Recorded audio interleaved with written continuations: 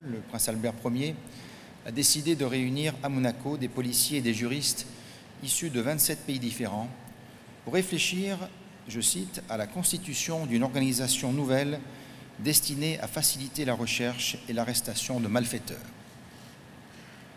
La charte élaborée à l'issue de ce premier congrès de police judiciaire internationale, accueilli en principauté du 14 au 17 avril 1914, constitue le fondement d'Interpol, l'organisation internationale de police criminelle centrée sur la lutte contre les infractions pénales et la mutualisation des moyens opérationnels pour la rendre plus efficace.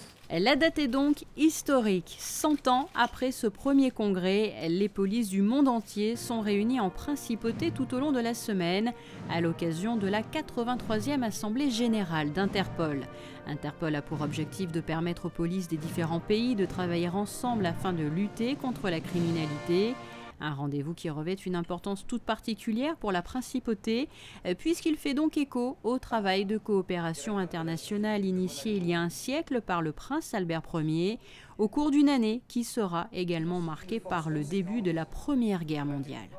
Il s'agit de commémorer 100 ans de coopération internationale, puisque l'idée d'Interpol était née à Monaco. Le prince Albert Ier avait initié le premier congrès de police judiciaire internationale.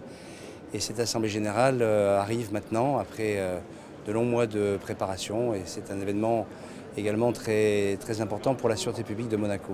Nous avons mobilisé toutes les équipes de la sûreté publique qui se sont mis aussi à disposition de tous les services de l'État pour organiser cet événement et réserver le meilleur accueil à toutes les délégations du monde. Dès le congrès de 1914, nos précurseurs évoquaient l'impérieuse nécessité d'une entente étroite entre les services chargés de l'application de la loi au plan international.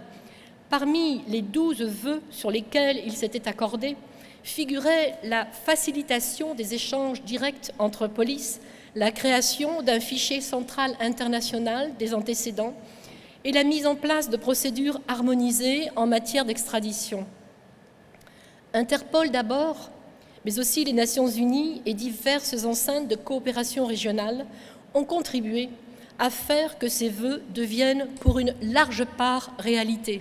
Jusqu'au 7 novembre, 1200 délégués issus de 190 pays membres d'Interpol sont rassemblés ici au Grimaldi Forum pour dresser tout d'abord le bilan de 100 ans de coopération internationale, mais pas seulement.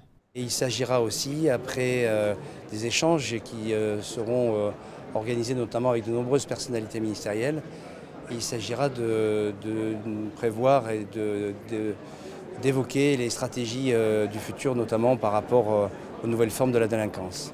Et après cette cérémonie d'ouverture, autre rendez-vous de ce lundi 3 novembre, le cocktail des ministres organisé au musée océanographique en présence de son Altesse Sérénissime, le prince Albert II, du ministre d'État et du conseiller de gouvernement pour l'intérieur. Un rendez-vous qui réunissait aussi la présidente et le secrétaire général d'Interpol.